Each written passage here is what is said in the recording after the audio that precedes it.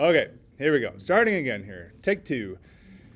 So in the first sentence, my subject is missing. It's they. So I'm going to type in the word they equals subject. It's not there. Okay? So it's describing two PPPs, or two PPs are describing it. Permoti and adducti. And his rebus is a neowat pair.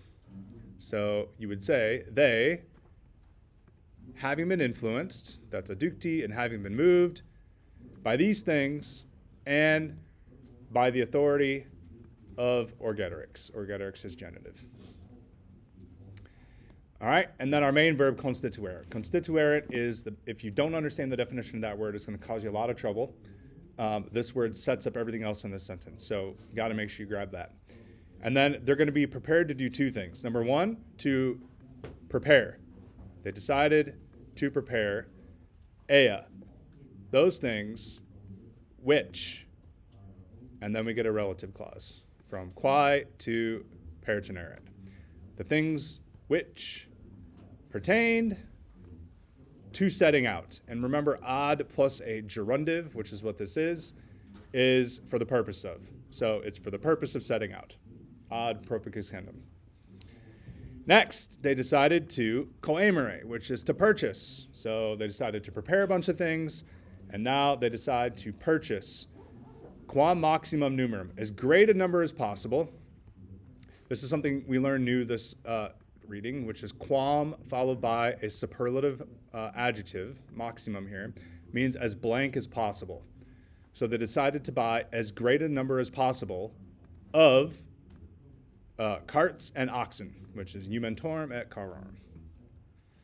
Number three, they decided to facere, which is an infinitive, our third one. And then we get another quam plus a superlative. Quam maximas means as great as possible of seeds. So it's a little bit of an idiom here.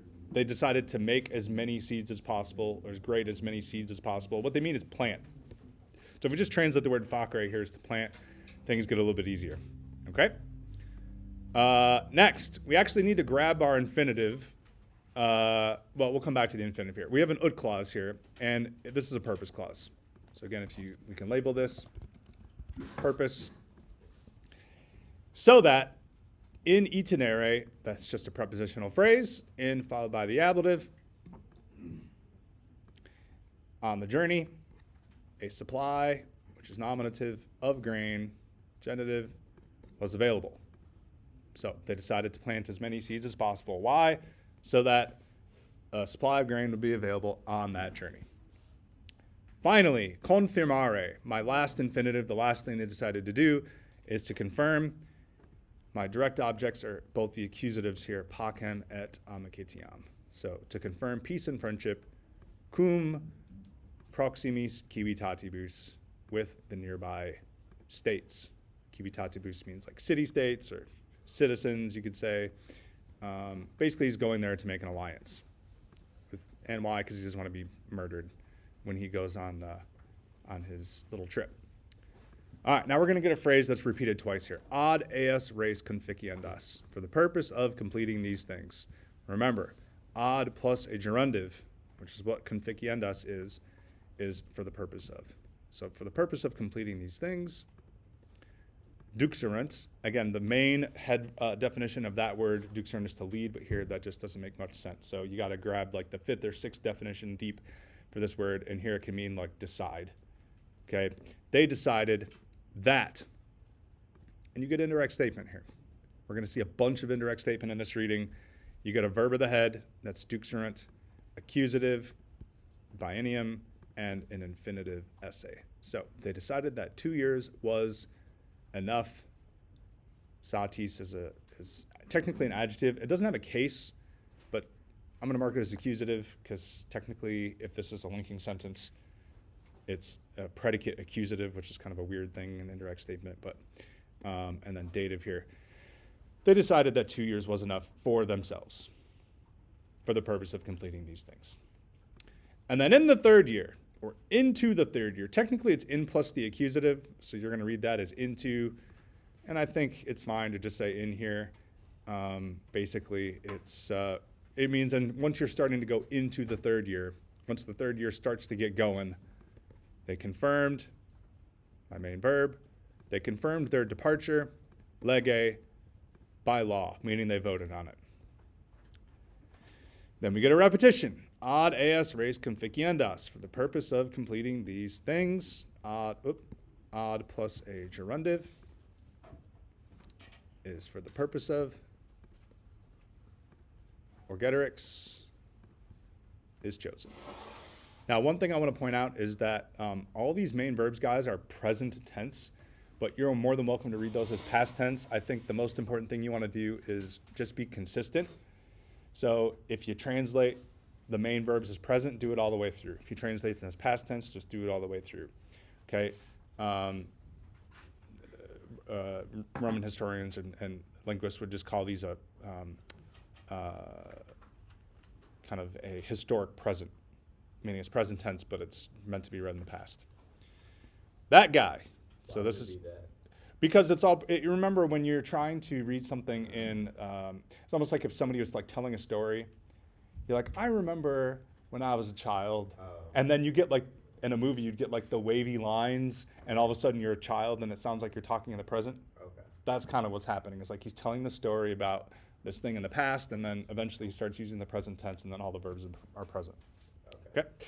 That guy, Orgeterix, took up the ambassadorship for himself, dative ad civitate. So he's taking up for himself the position of ambassador to the nearby states. In eo itinere, here's our really, really long sentence. On that journey. In eo itinere. Oop, let me clear that real quick. Trash. In eo itinere, this is just an ablative pair. On that journey. He persuades, again, present tense, so keep it past if you want to do it, but just make sure you're consistent. He persuades Casticus. Remember, anytime you get the word persuade, you've got two things you should expect. One, a dative object. Two, an indirect command. And so here we are with our dative object. We're going to get our ut clause soon. This is just in a positive. It's telling us more about Casticus. Remember, anytime you get a proper noun, guys, always put the word back in the nominative case. His name is Casticus, not Castico. Casticus, son of Catamantalodes. Or you could say cantaloupe. Yep, that's fine with me. On the test, that's perfectly fine. His nominative technically is Catamantalodes, L-O-E-D-S. That's fine. This tells us what tribe he's from. Again, still dative, still going with the son of cantaloupe, Casticus guy. He was a member of the Sequani, whose, and this is a relative clause. Go ahead and mark that. A relative clause. Whose father? So this is cantaloupe, right? Cantaloupe, Casticus' father, had ruled the kingdom, regnum, in Sequanis, among the Sequani, multos annos, for many years. Okay, multos annos here is not the direct object, even though it's accusative, because the accusative case, don't forget, can be used to show how long something took place. What else do we know about this cantaloupe guy? Well, he ruled for a really long time, his father did, and also appellatus erat, he had been named, he had been called a friend of the Roman people. This is just a genitive pair, a senatu, by the Senate. Okay, so this is an official title he was given. He probably traveled to Rome to receive it. And yeah, so this guy is a well-known person. Finally, ut clause. This is what's set up by the word persuadio way up here. So he persuades Casticus, ut. And this is going to tell us what it is that he's persuaded to do. We're going to name this clause. This is an indirect command. So he persuaded Casticus to occupare. That's an imperfect subjunctive. I might ask you that on a test, right? You've got these verb tenses we should still be able to hang on to. It's an infinitive with an ending on it. He, to occupy the kingdom in civitate sua, in his own state. This is basically what he's trying to get both people to do, right? And then quod here is a relative clause.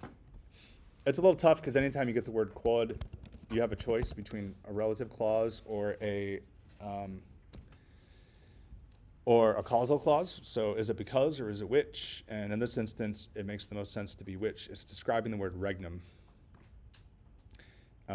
which is right here.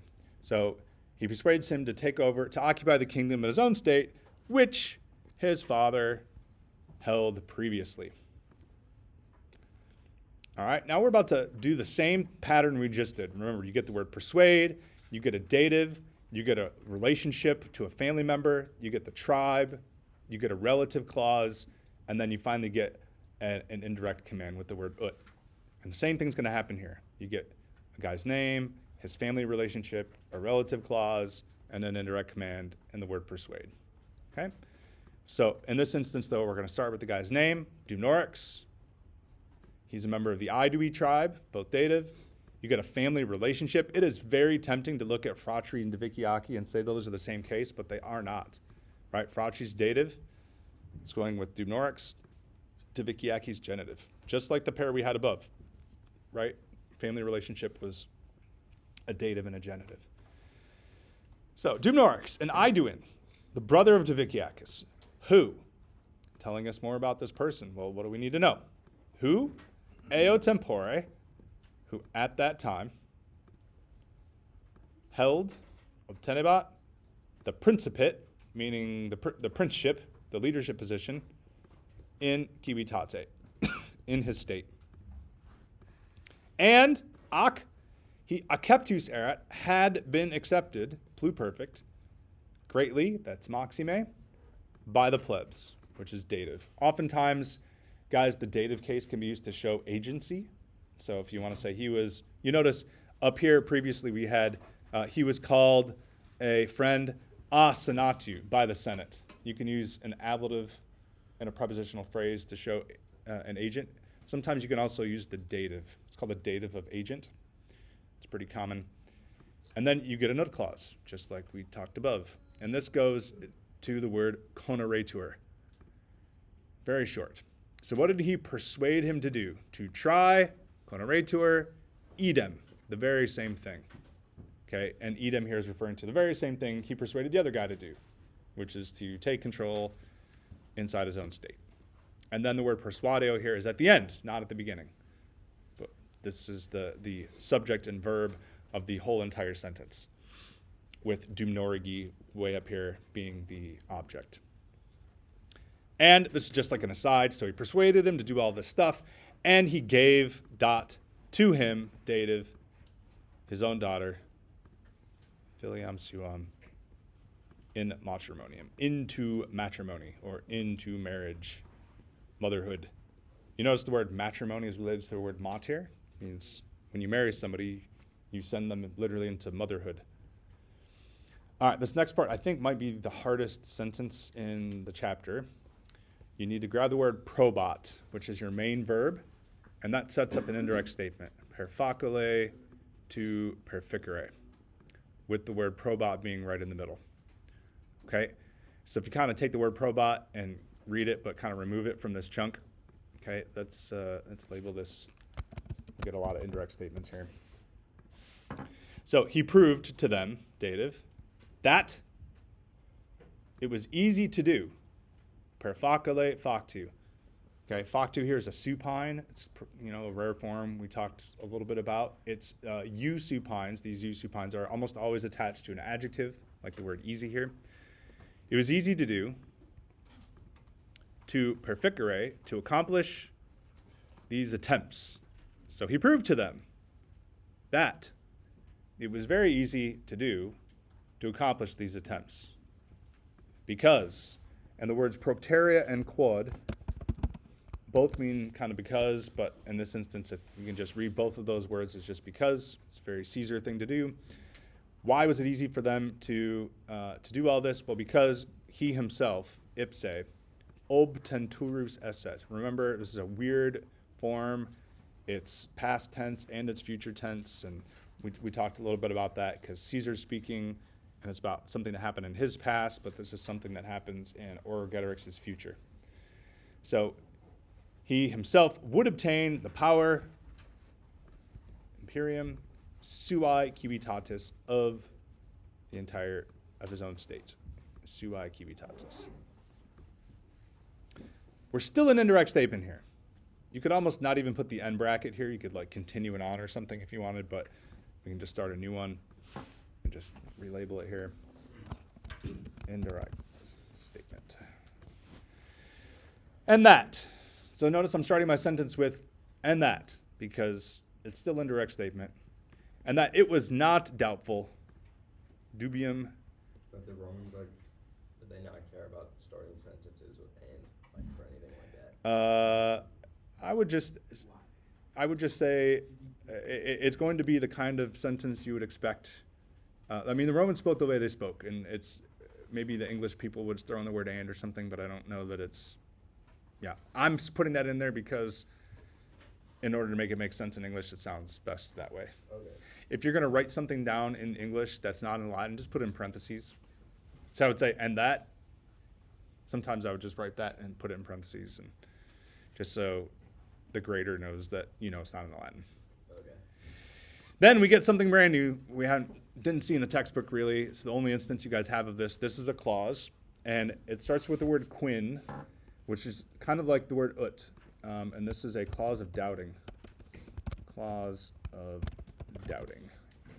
And it works pretty much like it seems. You need a word to doubt of some kind, and then the word quin is like our subordinator. It's the word that starts the clause. So, and it was not doubtful that the Helvetians would be in possession very much the greatest part of all of Gaul, totius Gallii. So don't worry about it, guys. We're going to be there's no doubt in my mind that the Helvetians are going to take over all of Gaul.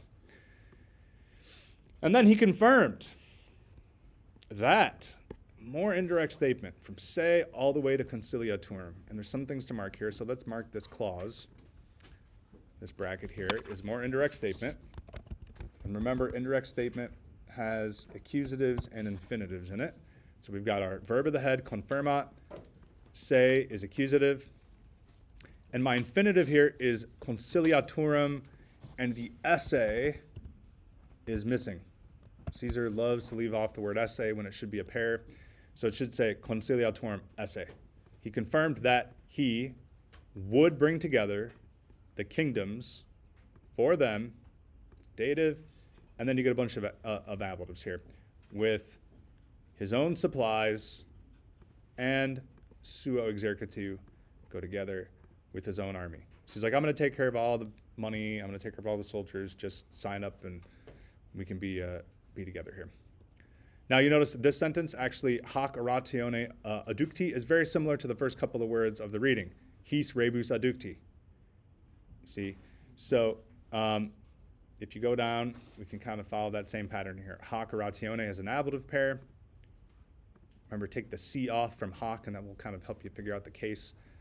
Adducti is a PPP in the nominative case with the subject missing, just like at the beginning of the reading. Okay, subject is they. So they, having been influenced by this speech, they dant, they gave, fidem et jus iurandum, faith and an oath. Jus iurandum oftentimes shows up as one word, not two words, but just means oath. They gave their faith and their oath inter se, between them. And they hoped.